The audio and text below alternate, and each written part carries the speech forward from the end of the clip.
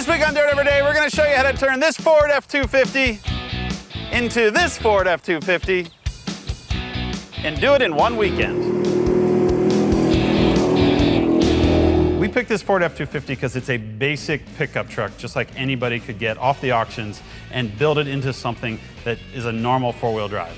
So the idea is we have 2 days, and we're going to do things to this that a normal guy would do to his pickup truck. We're going to try and slam it all together in 48 hours, but most people may stretch this out over a few months or a few weeks. The idea is simple. Lift it, bigger tires, put a locker in the rear, put a winch up front, and next weekend, we're going four-wheeling. Morning, Dave. Hi, Fred. We stayed last night and we tore the truck apart. We have a nice pile of parts here that we'll probably throw up on the local Craigslist. Today we're gonna put a locker in the rear end. I got a Grizzly locker from the guys over at Yukon, and Dave's gonna start building a bumper so that we can protect the air conditioning, because this is like the first project we've ever built with air conditioning. That's the house brand winch from Tractor Supply. We just picked it up $329 for that 10,000-pound Traveler. Comes with a remote control and hardware to bolt it to. Then we picked up this winch blade. This makes it a little bit easier to mount your winch. If you had a Jeep, it'd probably bolt right on there. But we don't, so we're gonna make a whole new front bumper using this used 4-inch Schedule 40 pipe. I don't know if somebody's actually pooped in it or not, but we got a good deal on it, and that's all that counts. So we gotta make these 3 things look cool on the front of this old truck.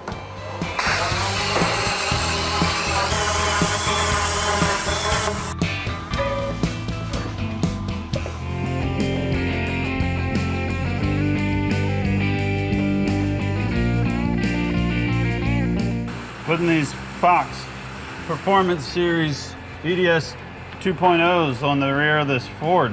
It's pretty simple. You just put bushings in and they bolt right back in to where the original shocks were.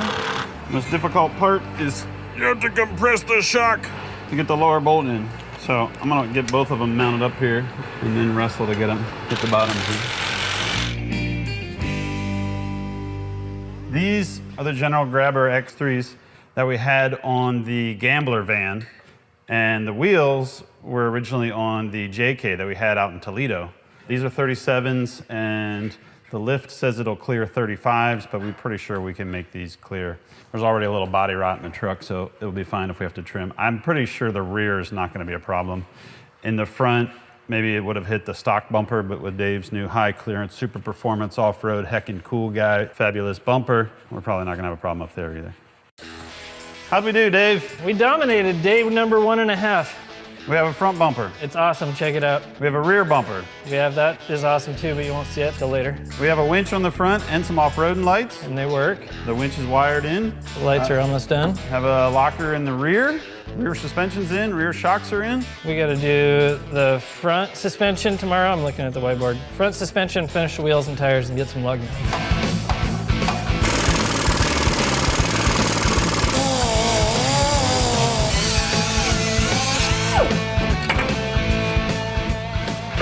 Look how flat that wimpy leaf spring is, Fred. Here we are standing around some suspension parts. These are the leaf springs that are gonna go in the front of the Ford. Can you guess which one is the new one from BDS and which one is the old one? Notice all the extra arch. The front spring is so flat that before, when the suspension would compress, it would actually invert. Yeah. But now it should go to flat. Yeah, it's gonna be cool. So we're gonna stuff it in here. Unfortunately, we gotta get that pitman arm off. We don't have the right pitman arm puller. And then we'll do the same on that side, and then the front suspension will need some shocks. We're down to like 5.5 hours.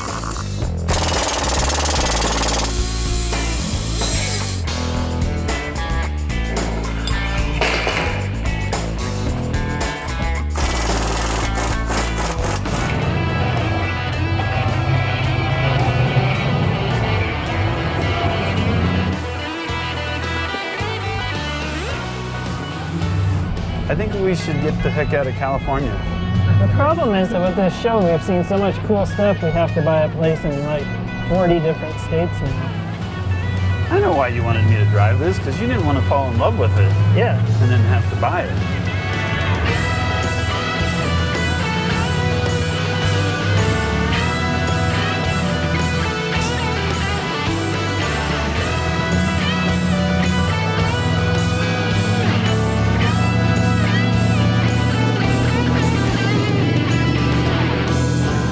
Week on Dirt every day. We build a 4x4 you've probably never seen before, and we do it in 3 days.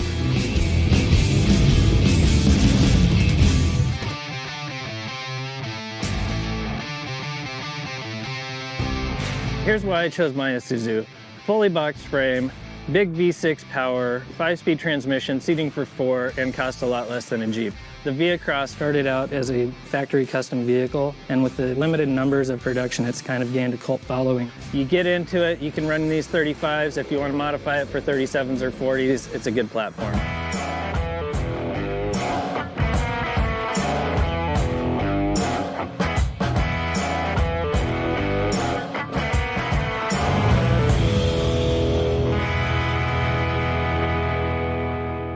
So this fan clutch doesn't seem to be engaging. So I'm going to pull the fan shroud off, just kind of broken already. Get down in here, change the fan clutch, and hopefully that will eliminate some of our cooling issues. I don't know a whole lot about Isuzus. Dave has had a bunch of them. They're kind of weird and quirky, much like Dave. But apparently they work really hard, much like Dave. So this should be a good time, much like Dave. This was the old tailpipe that was totally rusted out. This is all stock tubing. Somebody put this tip on here that is held on with faith. We'll put that there in the pile of, we'll use it next time pile. The CV boot on the inner part of the axle is broken, is torn. Through my negotiation skills, we got a spare axle shaft. So I'm gonna just see if I can, without too much drama, pull this axle shaft out, put that one in. That one has a nice new boot, and then we'll take this one along just as a spare. I'm gonna trim the fenders, kind of keep it looking stockish, but have a little more room and not cut up the new tires. The tires are probably gonna come in and contact this pinch weld. So one of the tricks on these is you cut back a little bit, but there's spot welds all throughout here.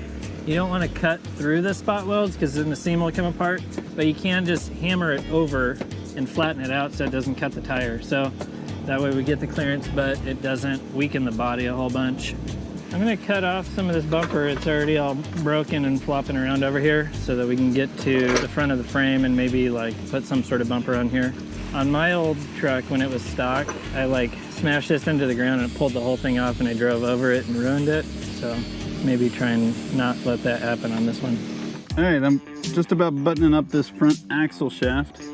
The new axle shaft is in, it's got new boots, it's got new grease. We have a new upper ball joint.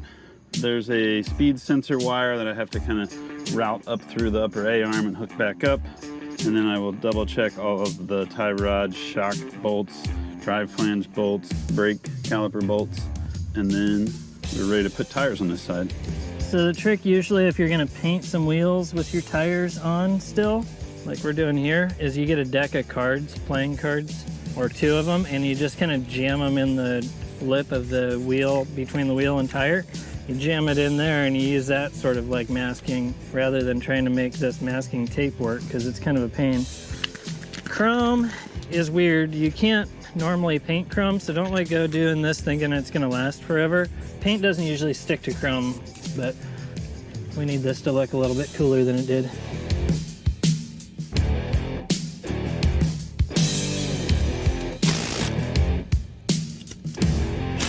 Water, hit it! Pretty rad. It's good at splooshing. What else do you think it's gonna do out here? I'll bet you it's a good hill climber. Even though it's short wheelbase, I'll bet you it's pretty good at that. That seems pretty good. Yeah. This one's gonna get interesting when I drop into it. Just drive it. Worst it's gonna do is, there it goes.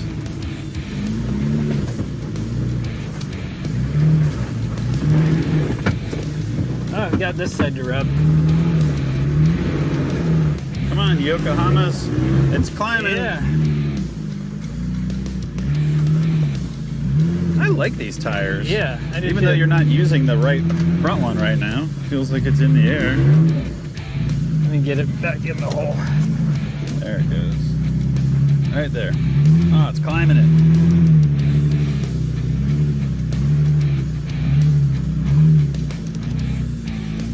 like you heated up the rear limited slip so much that it locked it. Like it decided to start working again.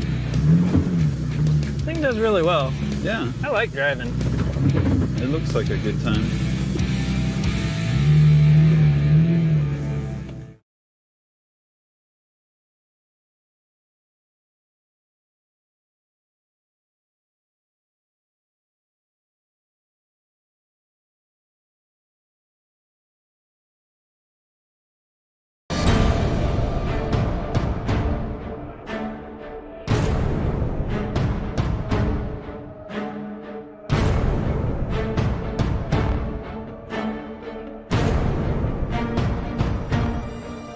This is my pre-runner. It's a 67 Ford F100. It's got a big block 429 and a C6, Ford 9-inch with a spool 35 spline. It's set up for me to drive with hand controls.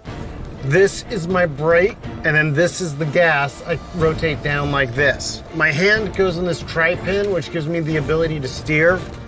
Also, the steering box has been modified to have 0 resistance. It's just a basic truck. There's nothing really fancy to it.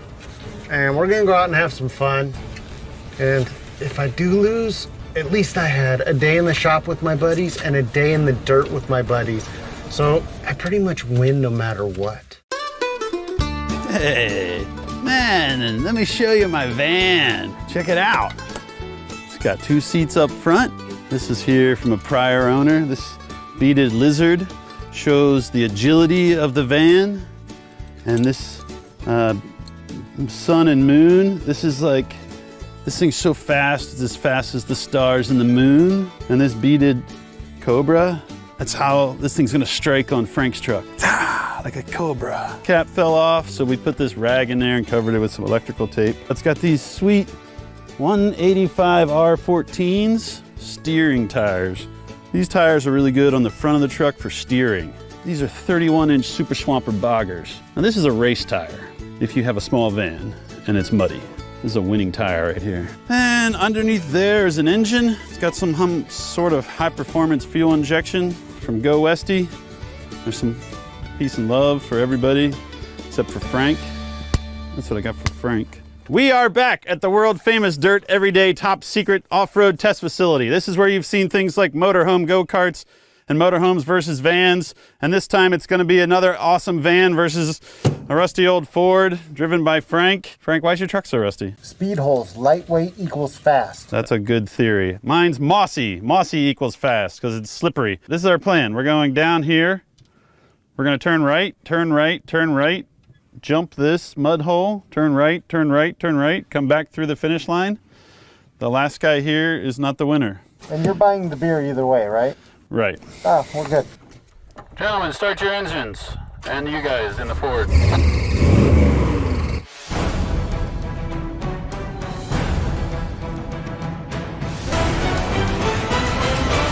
right, we're going on 1. 3, 2, 1.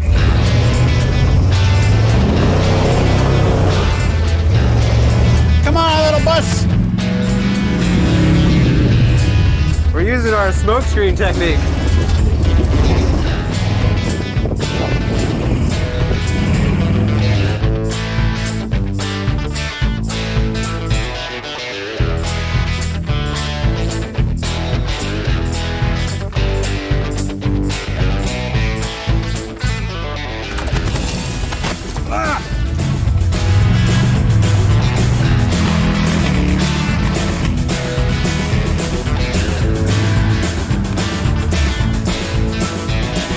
I don't know. Oh, I didn't feel it. Oh, it was probably the carburetor. He's coming it on.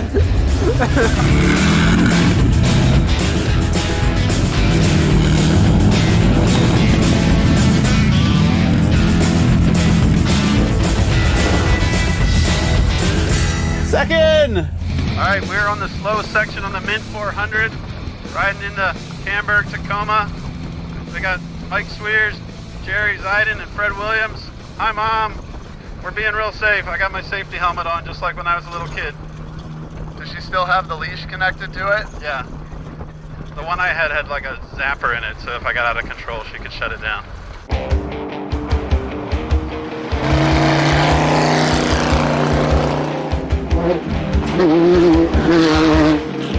Let me know if you see a resume race speed. I just saw one. Oh, you did? Yep.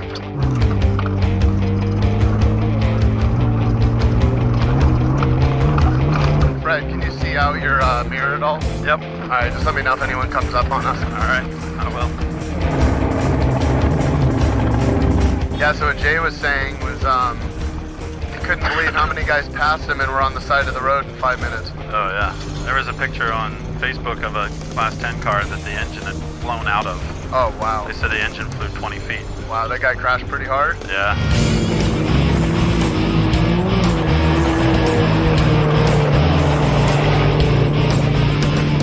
We got somebody on our tail.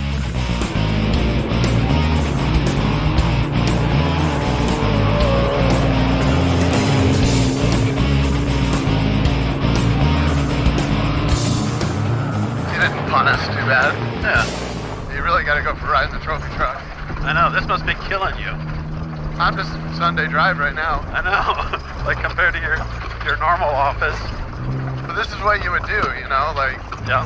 you're in a stock truck, and it's surprising because when you get in a bone stock truck, you couldn't even drive through here. Yeah. That's the crazy part. Or you'd Like, just be like, yeah. we got another one coming up behind us. It's not there yet.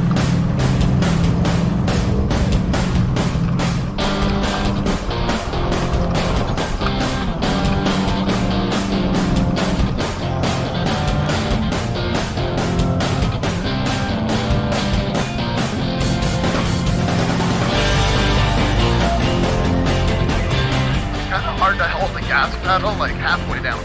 Oh, yeah. I'm used to all the way or nothing. If I knew this road, we could rip this road, but man, I just don't want to hit a rock. Yeah.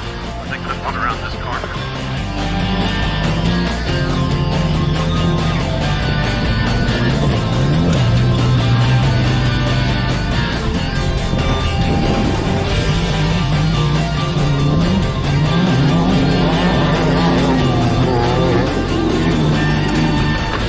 So right when you think you're finishing and getting to get there, then they put you back in the rocks.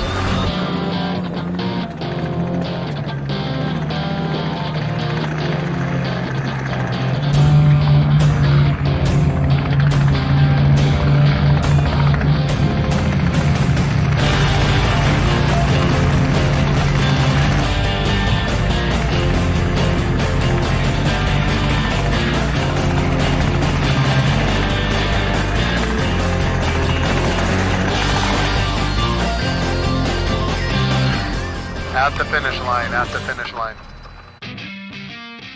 After 2 laps of rocks and sand and desert abuse, we rolled into the finish line. Our plan had worked flawlessly. Race at a Sunday drive pace and get to the finish in one piece. On a course littered with broken race cars, it was awesome to make it to the end in a running driving truck. This is a approximately 500-mile race in vehicles ranging from $500 up to who knows what. There's all variety of kind of clapped out cool race cars here. Cadillacs, limousines, hearses, and tons of cool vans. Our van is here looking really nice. It's right over there. It's got a beautiful mural of Dave painted as a wizard on one side and me as Conan. They give us a list of coordinates. We'll be running some easy courses part of the day, and then later on we'll get into harder stuff. A lot of people have recovery vehicles with them, like their buddies following them along. We don't really have that. We have camera crew, so hopefully we won't have to drag them out of anything and they won't have to drag us out of anything. The van looks awesome. We got the bigger tires on it. Dave backed it off the trailer today and the power steering pump was leaking and something about a radiator hose maybe going out. I know there's some people here really trying to win the race, but I think the idea of the Gambler 500 is go out, have a bunch of fun with a bunch of other people and wacky machines all over the town, and find your way to camp tonight and hopefully be in one piece at the end of the day.